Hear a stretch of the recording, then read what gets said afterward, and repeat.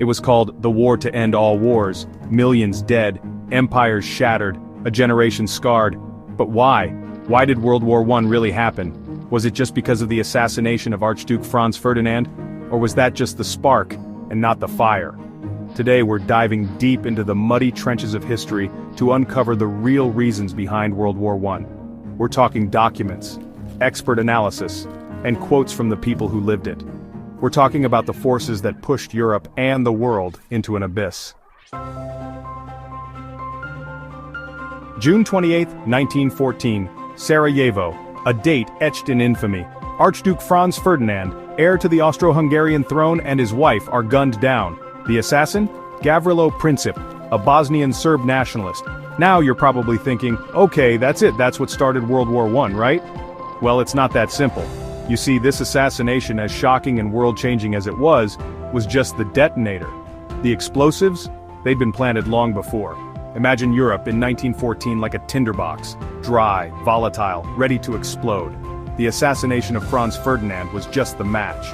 To understand the true causes of this war that would reshape the world, we need to go deeper. We need to understand the forces that created that tinderbox in the first place, because, my friends, history is rarely about single events. It's about the slow, grinding buildup of pressure, of tension, of fear, until finally, something's gotta give. Let's talk about alliances. Now imagine a playground argument, right? Two kids ready to throw down, but then their friends get involved, picking sides. Suddenly it's not two kids anymore, it's a full-blown brawl. That, my friends, is the pre-World War I alliance system in a nutshell. On one side you had the Triple Entente, France, still smarting from their defeat in the Franco-Prussian War, Russia, a sleeping giant with its own ambitions, and Great Britain, wary of any power upsetting the balance of Europe. On the other side, the Triple Alliance, Germany, newly unified and hungry for its place in the sun, Austria-Hungary, a crumbling empire struggling to hold on to its diverse ethnicities, and Italy, well, they'd eventually switch sides, but that's a story for another time. Now, these alliances, they weren't just handshake agreements. Oh no, these were ironclad pacts, sworn in secret backrooms, filled with clauses and sub-clauses, all designed to protect each other, no matter the cost. So when Austria-Hungary, enraged by the assassination, pointed the finger at Serbia, it wasn't just a local Balkan dispute anymore. It was a continental crisis, a tangled web of obligations ready to ensnare all of Europe. Now imagine this, two guys at the gym, right? Each one trying to outdo the other, more weights, more reps, bigger muscles. They call it competition, but it's really just insecurity, masked by bravado. That, my friends, is the arms race in a nutshell. By the early 1900s, Europe was a powder keg of military might. Every nation, obsessed with outdoing its rivals, poured resources into building bigger armies, more powerful navies, and deadlier weapons. Germany, under Kaiser Wilhelm II, sought to challenge Britain's naval dominance, sparking a naval arms race that saw the construction of dreadnoughts, these monstrous battleships that were technological marvels, and floating symbols of aggression. But it wasn't just about ships and guns, it was about the mindset. Militarism, the belief that military strength is the ultimate measure of a nation's power, had infected the continent like a virus. Generals drew up elaborate war plans, each one more audacious than the last. The Schlieffen Plan, Germany's grand scheme to knock France out of the war with a lightning strike through Belgium, is a chilling example. They were playing chess with human lives, and the board was set for a bloodbath.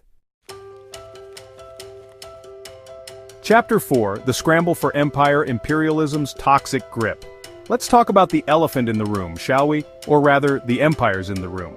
Because while Europe was busy arming itself to the teeth, it was also carving up the rest of the world like a Thanksgiving turkey.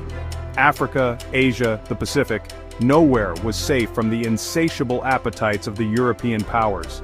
They called it imperialism, the white man's burden, a civilizing mission, but it was really just naked greed dressed up in a pith helmet. The problem was, there was only so much land to go around.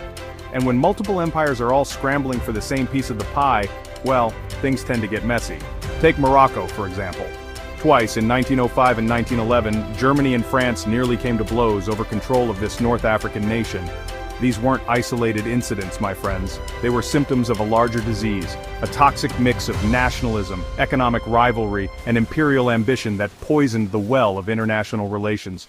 The world was a pressure cooker, and the empires were cranking up the heat. Chapter 5. The Powder Keg. Nationalism's Deadly Embrace. Now, let's talk about nationalism. Not the benign kind, the kind that makes you cheer for your country in the World Cup. No, I'm talking about the ugly, virulent strain, the kind that breeds intolerance, suspicion, and ultimately violence.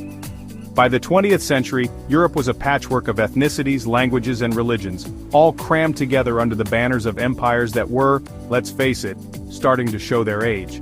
And within these empires a potent force was brewing: nationalism. In the Balkans this was especially true. The Ottoman Empire, the sick man of Europe, was on its last legs, and its Balkan territories, home to a volatile mix of Serbs, Croats, Bosniaks, and others, were clamoring for independence. This wasn't just about self-determination though. It was about identity, about belonging, about defining us versus them. And all too often, that definition was drawn in blood. Gavrilo Princip, the assassin of Franz Ferdinand, saw himself as a liberator, a warrior for the Yugoslav cause. His bullet, aimed at an archduke, was really a shot at an empire, a desperate plea for recognition, for freedom. But nationalism, like any powerful force, can easily be twisted, manipulated, and ultimately weaponized.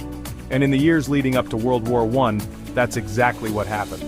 Nationalism, once a source of pride and unity, had become a dangerous tool, a weapon wielded by demagogues and fanatics to justify aggression, to demonize their enemies, and to ultimately lead their people to war.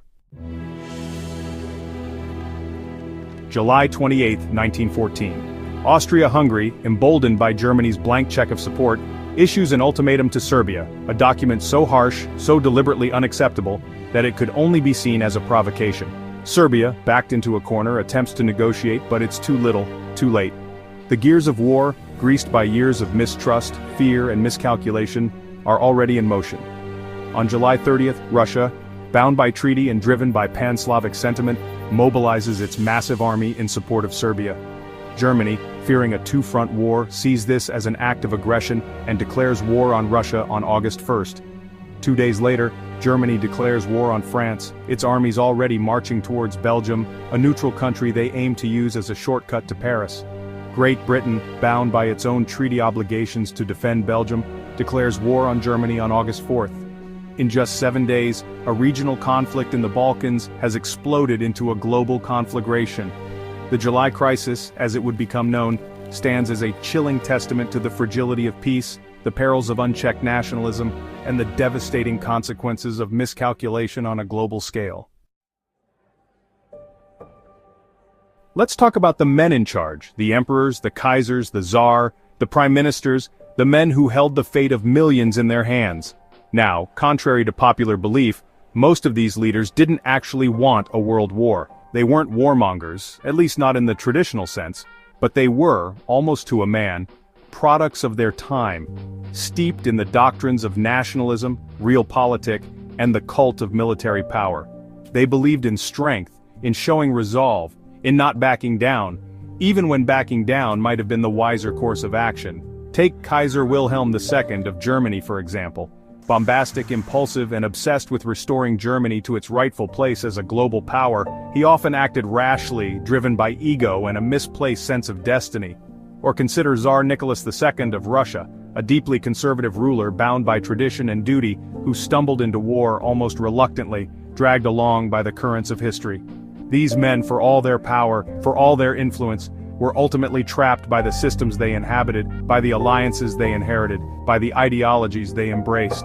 They played a dangerous game of brinkmanship, convinced that they could control the forces they had unleashed. They were wrong.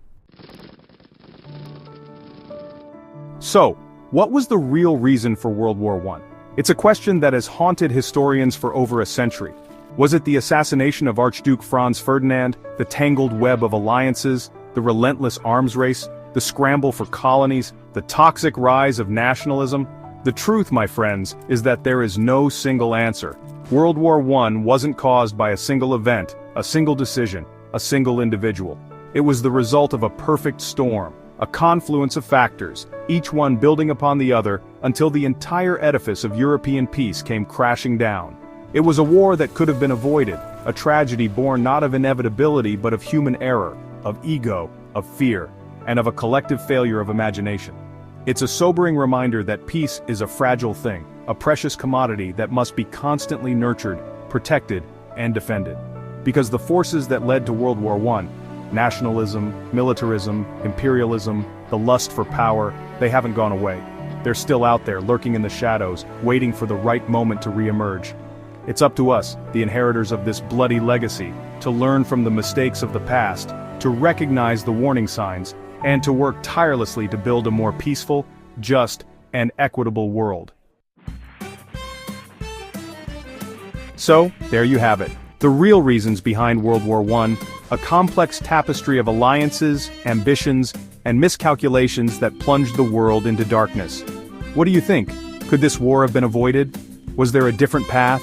A way to navigate the treacherous currents of early 20th century geopolitics? Let me know in the comments below. And if you found this deep dive into history insightful, don't forget to like, share, and subscribe for more History Explained.